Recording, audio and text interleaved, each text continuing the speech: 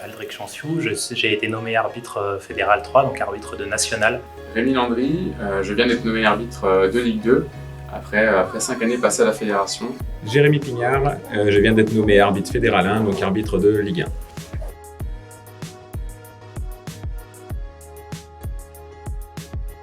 1. Une grande fierté d'avoir appris cette nouvelle vendredi dernier, il y a déjà une semaine. Je commence un petit peu à redescendre sur terre. Cette promotion en Ligue 2, cette découverte du monde professionnel, c'est franchement une super nouvelle, une grande fierté pour moi, pour mes proches, pour mes formateurs, pour tous ceux qui ont cru en moi, qui m'ont soutenu.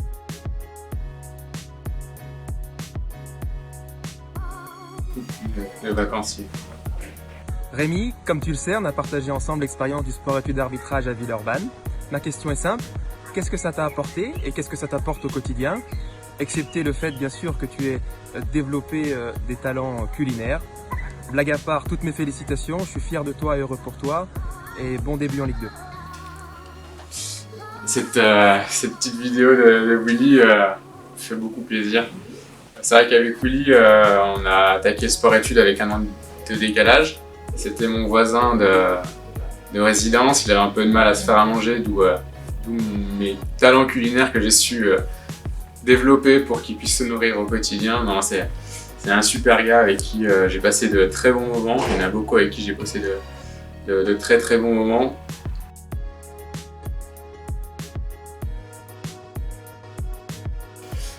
Le sport-études, c'est une superbe école. J'ai aucun regret d'y être passé. J'ai même beaucoup de chance, je pense, d'y être allé. Ça n'a pas toujours été très simple. On a vécu de super moments, ces foot réduits, ces soirées de fin d'année avec des moments de convivialité géniaux, ces personnes que j'ai pu rencontrer, avec qui je suis toujours en contact. C'est une super expérience. Je le recommande vivement à tous les jeunes passionnés d'arbitrage qui veulent acquérir de l'expérience, des compétences. Très franchement, le sport-études, j'en garde que des bons souvenirs. On commence à avoir quelques belles réussites au sein de cette section.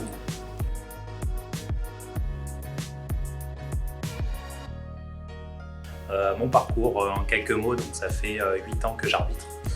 Donc 4 ans en senior. J'ai eu la chance en senior de bénéficier de promotions rapidement, ce qui m'a permis de passer de R1 à National 3, puis à National 2 rapidement, grâce au concours théorique F4 que j'ai réussi dès la première saison, grâce à une formation de qualité dispensée par de très bons formateurs.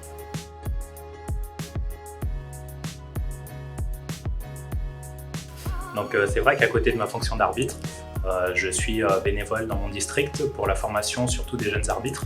J'ai commencé à accompagner des jeunes arbitres quand j'étais jeune arbitre fédéral, donc depuis 4 saisons. Ça m'a permis de voir les matchs différemment, d'une part de les analyser différemment, mais aussi d'en tirer plus rapidement des enseignements pour mes propres matchs à moi. J'ai développé des compétences d'auto-évaluation qui ont été très importantes pour progresser plus rapidement personnellement. Également, je pense que j'ai reçu beaucoup de formateurs en tant que jeune arbitre de district quand j'ai commencé. Donc pour moi, c'est normal que je puisse rendre ce qui m'a été donné. C'est très important pour les jeunes. Aujourd'hui, on a beaucoup de jeunes qui arrêtent l'arbitrage après 1 an, après 2 ans, parce qu'ils ne sont pas suffisamment accompagnés. Donc je pense que l'image qu'on véhicule, les arbitres fédéraux, on doit s'en servir pour permettre au district de garder tous ces jeunes-là et pourquoi pas détecter pour le futur des nouveaux talents.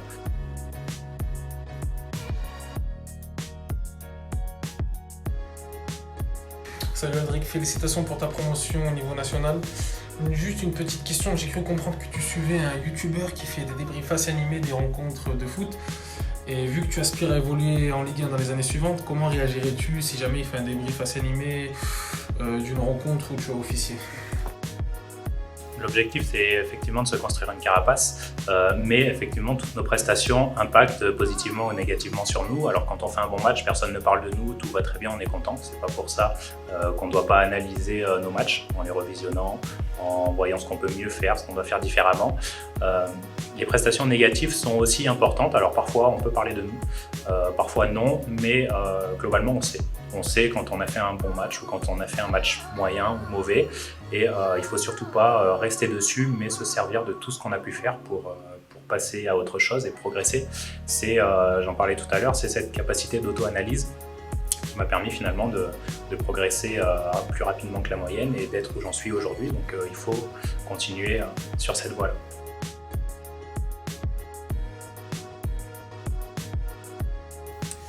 Donc je suis arrivé en tant qu'arbitre en 2003. J'étais à cette époque joueur aussi également et c'était l'époque où forcément les clubs recherchaient beaucoup d'arbitres pour répondre aux attentes et à leurs besoins. Donc voilà, sans trop connaître, je me suis lancé dans l'arbitrage en débutant donc, les cours avec Bernard Boisset à l'époque, je me rappelle, à Villefranche-sur-Saône. J'ai été dans les U18 nationaux, j'ai été jusqu'à être remplaçant entre guillemets en CFA, mais tout en continuant à l'arbitrage. Et puis c'est Jean-Claude Lefranc qui un jour m'a mis les choses cartes sur table et il m'a dit maintenant il faut faire un choix.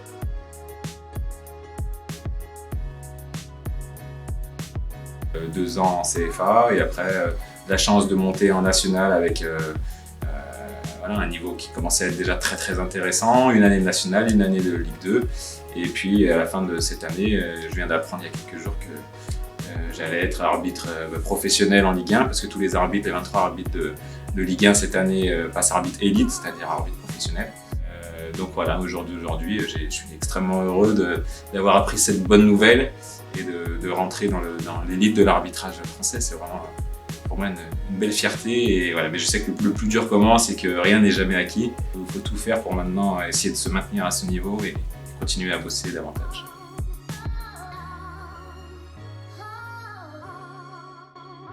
Bonjour Jérémy, je suis très fier de ton parcours et ton ascension dans le quota des 20 meilleurs arbitres français. Tu es un pur produit de notre district, de Lyon et du Rhône de football. Je voulais juste savoir, dans cette période euphorique, si tu t'étais remis de ta non-participation comme arbitre à la finale de la Coupe du Rhône 2011. À bientôt. D'accord, donc tout le monde aura reconnu Jean-Claude Lefranc, mon papa de l'arbitrage, mentor, qui m'a beaucoup aidé. Donc pourquoi cette petite anecdote? La récompense entre guillemets pour les arbitres de district qui finissent majeurs, c'est qu'ils peuvent arbitrer la finale de la Coupe du Rhône, qui pour moi à l'époque était un aboutissement énorme. Et donc je m'attendais, vu que c'était le règlement, à être nommé sur cette finale. Et puis j'avais reçu un coup de fil de Jean-Claude Lefranc ou Nicolas Meyer à l'époque pour me dire félicitations, tu montes en Ligue, super et tout. Bon par contre tu feras pas la finale, vu que réglementairement t'es passé en Ligue, donc on la donne à quelqu'un d'autre, je sais plus si c'était réglementairement ou pas. Et c'est vrai que j'avais été... je suis pas du genre à me plaindre, etc. Mais ça m'avait vraiment déçu parce que pour moi c'était vraiment quelque chose d'important et que j'avais vraiment envie de faire un jour. Et donc voilà, mais c'est marrant parce que Jean-Claude Lefranc, à chaque fois que je le revois, même si ça fait peut-être 6 ou 7 ans cette anecdote, il me la ressort toujours pour me piquer un peu. Tu vas faire la finale de Coupe de Rhône maintenant en National ou en Ligue 2 ou en Ligue 1.